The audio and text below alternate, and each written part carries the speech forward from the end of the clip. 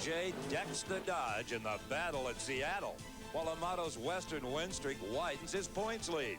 Force bags back-to-back wins in the space of 1 week, and Washington's wheels up whiz kid of super stock. From the Austin Brothers Racing Headquarters in Tacoma, Washington, these stories and more on this edition of NHRA Today.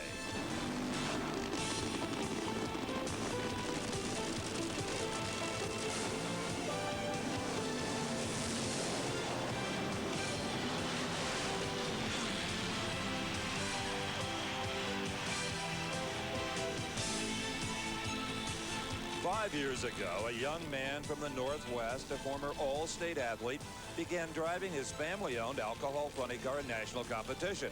Since that time, Pat Austin has achieved phenomenal results, winning dozens of divisional and national event Oscars and an incredible 4 Winston championships.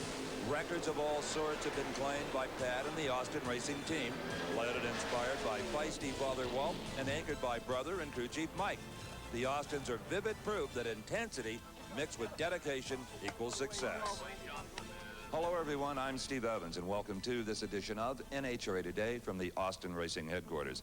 In the next half hour, we'll bring you highlights of last weekend's Jolly Rancher Candy Northwest Nationals held in Seattle, and also we'll show you some of the critical things that go into the building of a championship top alcohol funny car engine. But first, of course, we must find out what's hot.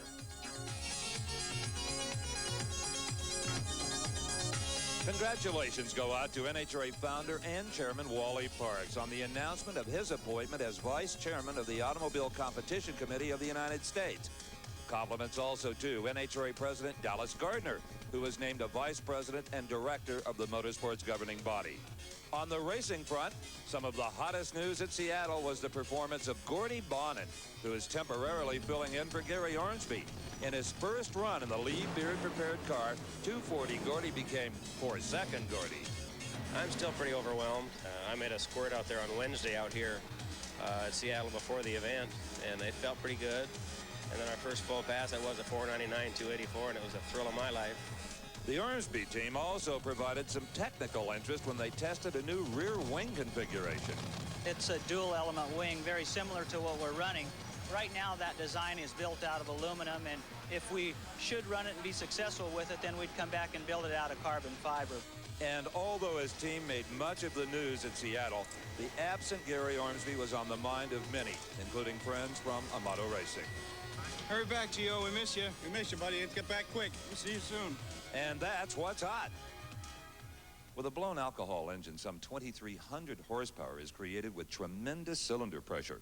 Look at how high this piston rises up out of the block into the combustion chamber. That's a compression ratio of about 13-to-1. Now, pro stock cars, in that they don't use a blower and have very high-octane racing gasoline, run even higher, 15, 16-to-1. I mention that because here comes Dave McClellan with the Pro Stock report from Seattle. Pro Stock qualifying of the Jolly Rancher Candy's Northwest Nationals was paced by Warren Johnson's AC Delco Oldsmobile, which set both halves of the track record. Johnson moved easily to the second round, where he met up with the Pontiac of Ricky Smith. Tricky Ricky's success lately has been reliant on his driving ability and reaction times. But against Johnson, the STB Pontiac was second away from the starting line and second as the cars crossed the finish line just over 7 seconds later. Warren's opponent in the Final Four would be the winner of the battle between his teammate, Scott Jeffrion, and the Super Shop Chevy driven by Bruce Allen. In typical Pro Stock fashion, that race was won at the green, as Scott took 100th of a second advantage, and that margin stayed constant to the finish as both cars crossed the line with identical elapsed times. As we've seen several times before this season, the Final Four was all Team Johnson, blue and white. And just as before, it was team leader Warren in the near lane, motoring to victory and setting the quickest time of the round. On the other side of eliminations, Darrell Alderman rode a string of low elapsed times into the Final Four, where his opponent would be either Larry Morgan or Bob Glidden. What shaped up to be a close race on paper disappeared at the green light when the 10-time Winston champion Glidden had problems with the Christmas tree. Glidden's misfortune meant that Morgan's Castrol Olds had the difficult task of dueling the Dodge, and Larry rose to the task, cutting his best flight of eliminations. But 1/4 mile later, Alderman's Mopar Dodge was passed and into another championship round meeting with Warren Johnson. Coming into Seattle, these two drivers had met in 5 finals so far this year, with Darrell holding a 3-2 advantage. But WJ evened the score at 3 apiece with an impressive charge that earned his AC Delco Olds the victory and the quickest time of the event. The victory has to be especially sweet. Oh yeah, there's no such thing as a bad victory or a good loss as far as we're concerned, but at least we're kind of homing in on this thing. We've got 2 out of 3 races on the West Coast, and we're real happy. Darrell Alderman continues to hold the lead in Pro Stock. WJ has moved up even closer in second. Bob Glidden is third. Scott Jeffrey on fourth, and Jerry Ekman rounds out the top 5. What the rest of the field wouldn't give to see the inside of that Warren Johnson engine. Stay with us. When we come back, we will show you more of the inside of a Pat Austin engine. Ought to keep the alcohol guys riveted. NHRA Today is being brought to you by Castrol GTX, the motor oil that provides maximum protection against viscosity and thermal breakdown.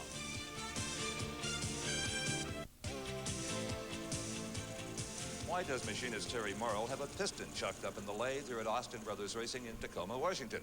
Well, I'll tell you. Remember earlier, we showed you how high above the block surface an alcohol piston rises? Well, for obvious reasons, it's critical that it doesn't hit the cylinder head. So before they're installed, Terry builds in some tolerances. You can see wherever it's not blue, he's allowed about 100 thousandths between the piston and anything it might hit. Now, that's not a problem with nitro funny car engines because their flat top pistons recess down into the block. Here is Dave McClellan's funny car report from Seattle last weekend. In the skies over the Jolly Rancher Candy's Northwest Nationals, the Blue Angels gave a demonstration of precision flying, while on the ground, Jim White and the Hawaiian Punch Daytona put on a clinic of fast driving. Jim qualified number 1 over 1/10 of a second quicker than his nearest opponent, and he moved easily into the final 4, where he would meet the winner of the race between Mike Dunn and Del Worsham.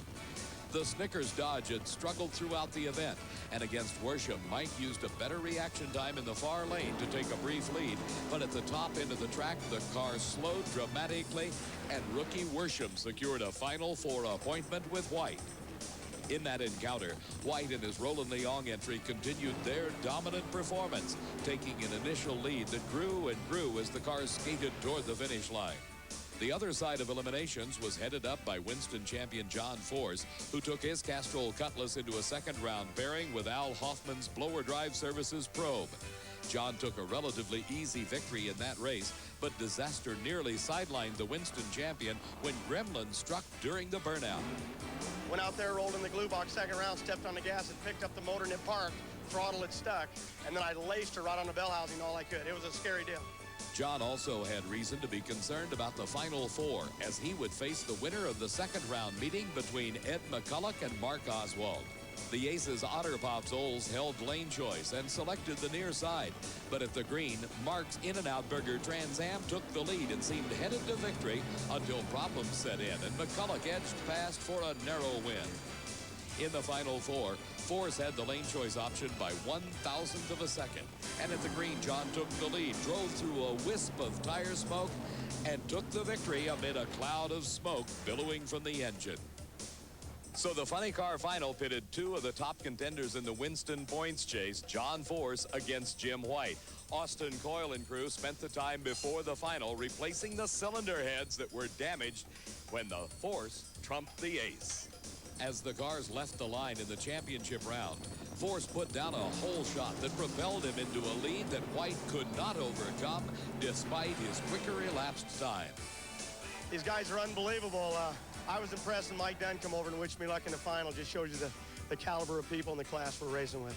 Well, John has got a big lead in the Winston point standings now. Mike Dunn is second, Jim White is third, Ed McCulloch fourth, and Mark Oswald rounds out the top 5. I love the Austin Brothers slogan. Believe me, they live that to the hilt. You know, another slogan I like is being used by a major credit card company. Membership has its privileges, because that also applies to membership in the National Hot Rod Association.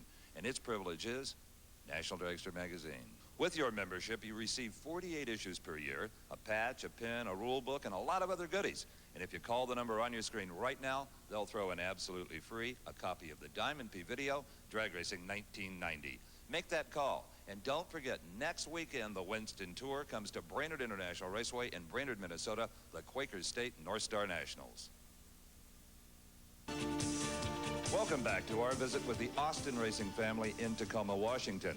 Fuel flow is everything in today's supercharged drag racing engine, be it alcohol or nitro, and no one can exist without a flow bench. Now, that's a really interesting one, and it works just fine. It was built about 10 years ago, and it's analog. It's not computerized, unlike what we find over here, where we also find the patriarch of the Austin family, Walt. Walt, tell us what a flow bench really does for you. Well, Steve, it tells us what the fuel system's doing at all times, and we can actually mount the whole system off the car on here, the fuel pump, barrel valve, the injector, and we take several readings off of that. It's an invaluable tool, and it's all computerized, and we can call up any setup at any time, and we use a numerous amount of different types of fuel systems depending on where we're racing, and that's all on here. And I guarantee you, every top fuel contender also has one of these machines either in their trailer or in their shop. And here is Dave McClellan's Top Fuel report from Seattle. The first round of Top Fuel Eliminator at the Jolly Rancher Candies Northwest Nationals was highlighted by no less than 7 4-second runs. And 2 of those came side by side, courtesy of Frank Hawley and Corey McLenathan. Frank had qualified the Coors Light Special second, but at the green, it was Corey Mack in the far lane taking the lead and holding it to the finish line. It's been a rough weekend. All my guys stayed up all night last night. We took the whole car apart, and then I got here at 5:30 this morning, and the car was back together, and we're ready to go first round. Beating McLenathan in the second round would be another graduate from the top alcohol ranks, Cruz Pedregon, who had knocked off Don Prudhomme's Skoal Bandit. As the cars staged, the Mack Attack lost power, and Corey watched in frustration as Pedregon's Larry Minor entry advanced to the final 4 on cruise control after smoking the tires. Pedregon's opponent in the final 4 would be either the Budweiser King of Kenny Bernstein or Tom McEwen's Jack Clark entry. Both veteran drivers had dipped into the 4-second range in the previous round, but as they left the line, smoke poured first from Bernstein's tires and then McEwen's, with the Mongoose backpedaling expertly to take the win. In the final 4, Pedregon in the far lane got away from the line first, but as the cars powered to the finish line, McEwen edged ahead and into the finals. On the other side of the eliminations ladder, Gordy Bonin, driving for Gary Ormsby, met up with Eddie Hill. This was another confrontation of the first round 4-second competitors, with Bonin holding the lane choice by a mere 0.003 of a second.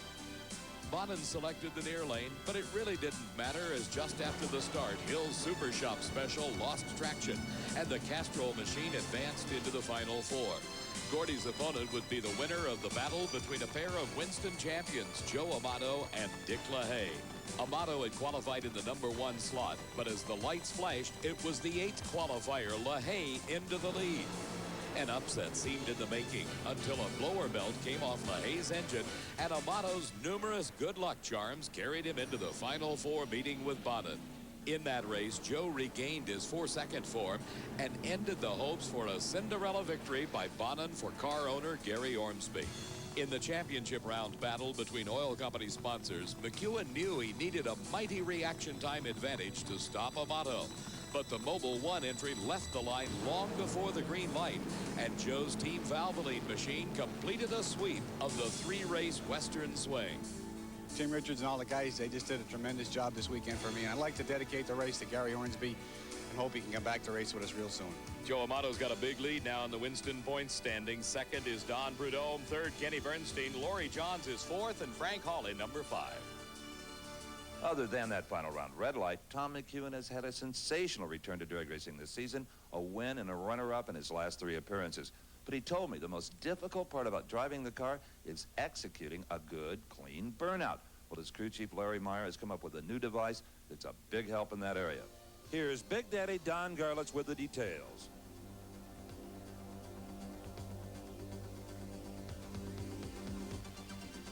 One of the most difficult functions to perform on a top fuel dragster is making a proper burnout. That is not over-revving the engine. The reason? Tremendous throttle opening. That much throttle opening will take one of these engines to over 10,000 RPM with no load. You really want to be about like that, but that's difficult to attain. So Larry Meyer on the Tom McEwen crew has come up with a tremendously smart idea. Removes this little thumb screw, and he only operates on one throttle blade. Now it is easy to make a nice burnout. Comes back from that burnout, puts that thumb screw back in there, tightens it up. Look at that. It's going to save that crew thousands of dollars in engine parts. Might even save it a little nitro fuel. Hats off to Larry Meyer.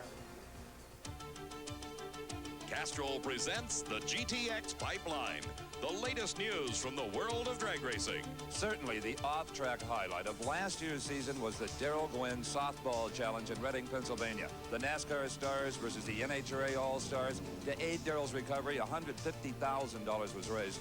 And Kenny Bernstein, you were the driving force behind that event, and we're going to do it again. Well, thank you, Steve. A lot of people were behind it, believe me. And yes, we're going to do it again. It'll be the NASCAR Stars again against the drag racers, but this time we're in Charlotte, North Carolina. The date and the time? September 17th, a Tuesday evening in Charlotte at Knight Stadium. The goodies are going to go, all the money we raise this time, to the Miami Project to cure paralysis. All right, all you drag racing fans, be there in Charlotte. That's a NASCAR company town. We got to have some people there to cheer on the NHRA drivers. See you there.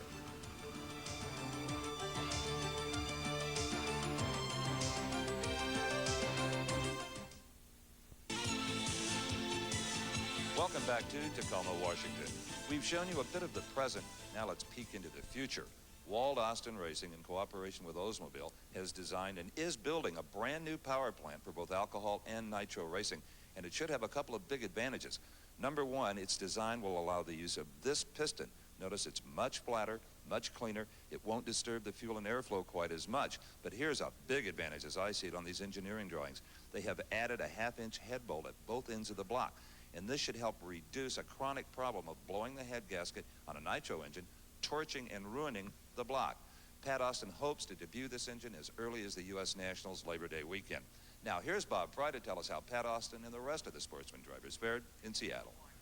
Two things that have become the focal point in my life, flames and disco. Well, I haven't had much success with disco lately, but if you're looking for flames, you've come to the right place. There were new flames, old flames, gold flames, bold flames, curly flames, and even flames that walk. Ironically enough, while all those flames were surrounding International Raceway, one of the hottest cars in competition was this plain white Chevrolet Camaro, the Hancock and Lane entry in Super Stock Eliminator. But don't let the plain looks fool you. Jeff Lane makes a lot of opponents green with envy. It's the fastest GTE Camaro in the country. It's held 5 national records in 4 years, and it's fun and fast. When Jeff comes to the line, it's not only fun for the driver, it's fun for the fans, too. Wheels up launches, I tell you, it's hard to go back to the old little wheel stands. Once you get in there, it's real fun doing it all the time. All you see is sky and watch the tachometer.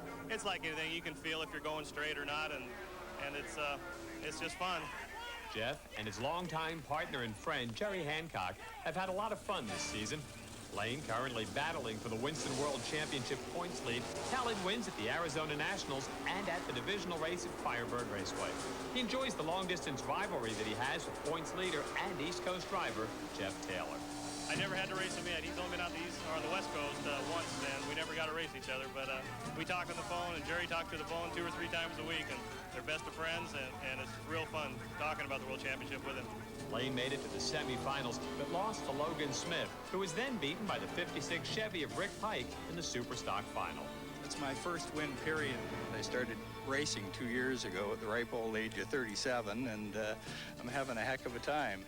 In comp, the final 4 cars were the top 4 qualifiers, and when the dust had settled, Winston World Champion David Rampey in the far lane made it 2 national wins in a row when he stopped Jeff Krogh. We struggled for just a little while with the clutch, and then finally we got everything ironed out, you know, and we had some minor problems and stuff, and got it all ironed out, and everything's just been going great. Now, here are the rest of the winners from the Northwest Nationals. For NHRA Today, I'm Bob Fry. And here is, in the flash, 26-year-old Pat Austin attaching his 40th Mini Oscar to the side of the funny car. That's incredible. Only 2 drivers have more wins, regardless of age. Yeah, Bob Glidden's got 80 and Don Perdome's got 41, and we're closing in fast. You know, there's always rumors of you guys going nitro racing. With this new Oldsmobile engine, they have fired up one more time. What's the real story? We're working in that direction. You know, to stay in this sport, I think, and do it for a living, I think that that's a class that you probably need to look at, and that's a class you need to end up in, you know. As early as next season, maybe, 92? I don't know. I mean, it's way, there's so many things going on. I don't know what's going to happen. Thanks for having us here. Hey, thanks for coming by. And thank all of you for joining us on NHRA Today. We'll be back next Sunday with a preview of the Quakers State North Star Nationals, Brainerd, Minnesota. I'm Steve Evans. See you then. Shortly after that interview, the Austin family started negotiations to buy Gary Ormsby's Top Fuel operation. If successful, a U.S. Nationals debut is planned. Details on next week's show. NHRA Today has been brought to you by Castrol GTX, engineered for today's smaller cars. Promotional consideration provided for and a fee paid by the special offer from Diamond P. NHRA Today is a presentation of Diamond P Sports.